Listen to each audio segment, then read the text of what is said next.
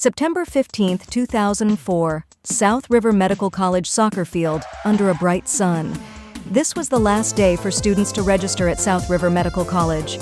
The soccer field was neatly arranged with 2 rows of long tables and chairs.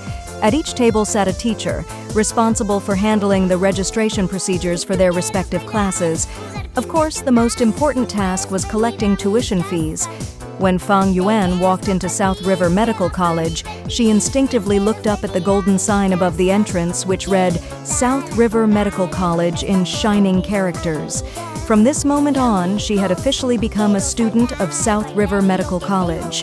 This also marked her departure from her poor rural life and her official step into the city of South River.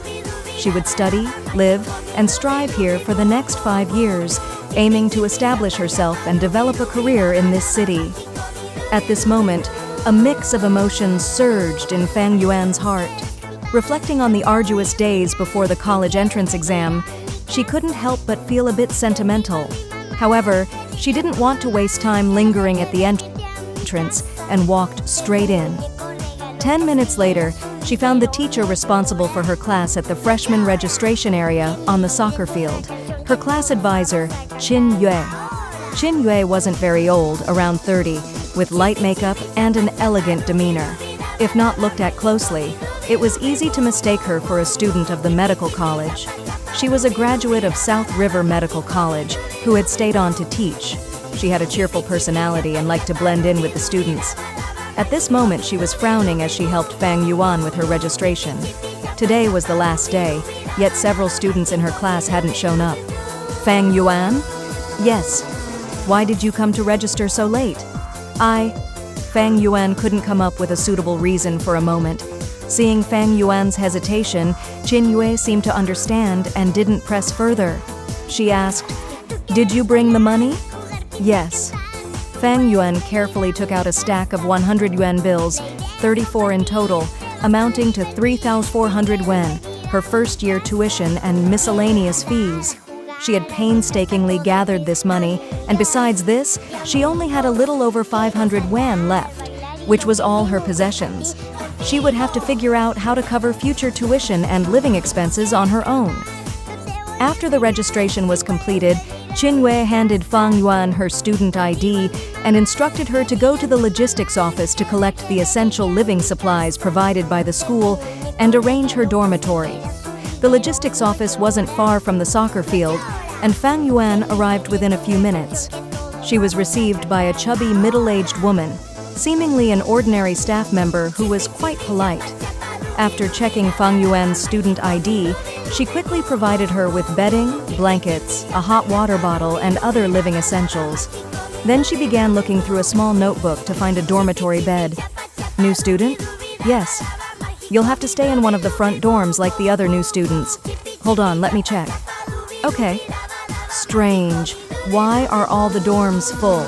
The middle-aged woman muttered to herself. A bespectacled man next to her reminded her, There's an expansion this year, especially with a lot more female students. How about assigning her to the 441 girls' dormitory? The woman's face turned pale. The 441 girls' dormitory? This Director Liu, is that appropriate?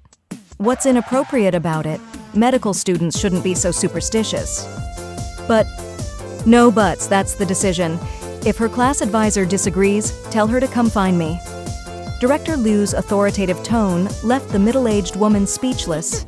She glanced at Fang Yuan with a strange expression, as if she had done something wrong. Well, 441 girls' dormitory it is. The middle-aged woman found a pen in the drawer, turned to the page for the 441 dormitory in the register, and filled in Fang Yuan's name with a red pen. The red ink stood out strikingly, giving an unsettling feeling. In Chinese culture, red ink is considered inauspicious, traditionally used to record the names of criminals or for death registers. Even today, it's rarely used to write a person's name, especially not in red. The middle-aged woman didn't seem to notice this. Fang Yuan kindly reminded her, Teacher, you used the wrong ink color. Oh, I'm sorry. I'll change it. The woman became more flustered, switched to a blue pen, and scribbled out the red name. She apologized. Ah, getting old makes one muddle-headed. Please don't mind it, young lady. After correcting the name with a blue pen and issuing an accommodation certificate, she instructed Fang Yuan to hand it to her class advisor. Holding the certificate, Fang Yuan walked out of the logistics office. Just as she stepped out, she heard the woman sigh, "Poor girl." Fang Yuan chuckled to herself at the superstitious nature of the logistics staff. Although she didn't know what was special about the 441 dormitory, she believed it was just another dormitory in a medical college, and there was nothing to be afraid of. Fang Yuan returned to the registration area on the soccer field and showed the accommodation certificate to her class advisor, Qin Yue. To her surprise, Qin Yue reacted even more dramatically than the middle-aged woman. "Are you kidding? They want you to stay in the 441 girls' dormitory?" Qin Yue almost shouted in public, her elegant demeanor shattered. "Teacher Qin, come with me to the logistics office and get this sorted out." Qin Yue stormed into the logistics office and demanded an explanation from the middle-aged woman. "What do you mean by assigning my student to the 441 dormitory?" The woman, being just a temporary worker, didn't dare respond and looked toward Director Liu. Having been in the logistics department for years, Director Liu calmly replied, "Qin Yue, you're an educated and cultured teacher, a role model for students. Keep your composure. Let's discuss this calmly." Qin Yue, knowing she couldn't openly challenge a mid-level leader like Director Liu, softened her tone. "Director Liu, this is my first year as a class advisor, and this kind of issue is really difficult for me to handle." With a smile that didn't reach his eyes, Director Liu responded, "Qin Yue, you have to consider the difficulties the school faces. According to regulations, new students all stay in the South Dormitory. Due to the expansion, we're struggling with space. No one wants to stay in the 441 dormitory, but it has to be used eventually. If the dorms are full, we can't displace others. And this is your student's fault for registering late. But what if something happens? There won't be any issues. As a teacher, you should not spread or entertain these baseless superstitions. You need to guide the students properly." Realizing she couldn't outmaneuver Director Liu's bureaucratic rhetoric, Qin Yue reluctantly agreed. Director Liu then addressed Fang Yuan. "Fang Yuan, are you afraid?" Fang Yuan hesitated, glanced at Qin Yue, and replied, "I don't know how to answer that, but I've lived alone in an old house since childhood without fear." Director Liu nodded approvingly. "That's the spirit. We're materialists here to save lives through science. Let me be honest, the 441 dormitory had a student who committed suicide, which is why it's avoided. Are you okay with staying there?" Fang Yuan replied straightforwardly, "I have no objections. I'll follow the school's arrangements." Liu director smiled. "Teacher Qin, look, what a sensible child. I think this is the only way we can handle this matter. Don't worry too much. I'll have the school workers help you tidy up room 441 properly, clean and repaint it, fix whatever needs fixing in terms of plumbing and electricity. Are you satisfied now?"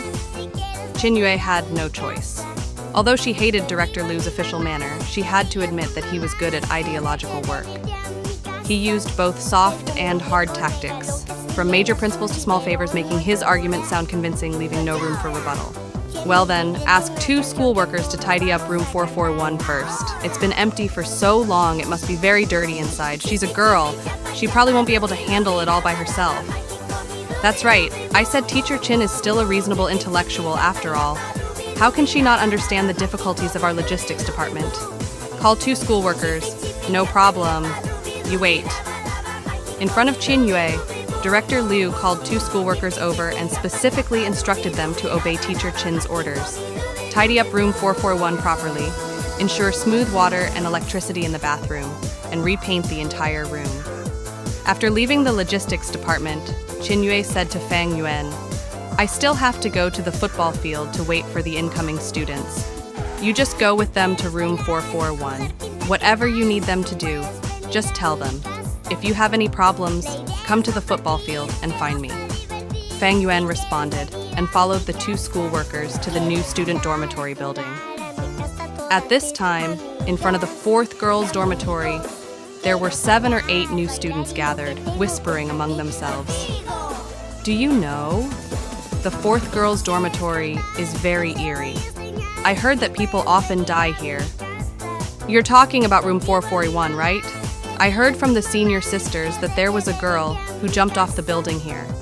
The girls who lived together with her that night went crazy, and the rest of the girls dared not stay in that room. They said they could hear the crying of the deceased girl at night. I asked around. The other girls in room 441 also couldn't escape bad luck. Some had their grades plummet, some were paranoid and mentally confused, some lost control of their emotions and changed dramatically, and some even attempted suicide, but were reportedly saved in time. In short, none of the 8 girls in room 441 had a good ending. Some dropped out of school, some lost their love, some repeated a year. No one is willing to live there again. What should we do? I was assigned to room 451, just above room 441. A delicate girl was almost crying in fear. What's your name? I'm about to cry too. I was assigned to room 442, right across from room 401. I really don't know what to do. At this moment, someone noticed Fang Yuan and the 2 schoolworkers walking over curious. Hey, what are you doing with these 2 schoolworkers? Don't tell me you're asking them to build a little villa for you. The younger schoolworker laughed. You girls growing up in the city, only children, spoiled. You have small courage, unlike this girl from the countryside. Let me tell you, she's been assigned to room 441. Time seemed to freeze, and several girls seemed stunned. A few seconds later, someone screamed, breaking the suffocating silence. After the scream, all the girls began to chatter, stirring up dissatisfaction. No, this won't do. If it's like this, I'd rather drop out, one girl shouted indignantly. Let's go find the school leaders and explain clearly. This is clearly disregarding our lives. There was a girl who kindly advised Fang Yuan. I say, my fellow student, you're really clueless. Do you know what room 441 is? Have you heard? It's a haunted place.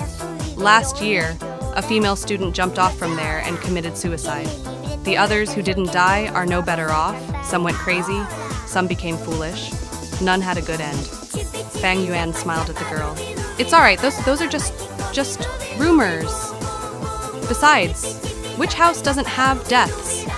In our village, our ancestors lived for generations in an old house. Deaths were quite normal. Sai, why are you so naive? Like this is different from your village's old house. How can I explain it to you so you understand? All right, I appreciate your concern.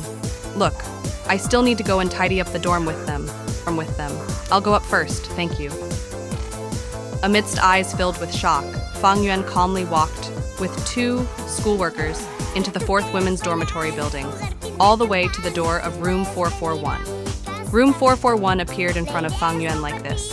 At that time, Fang Yuan didn't yet know that she would experience many horrifying days in this dormitory, where she would watch her newly made friends die one by one before her very eyes.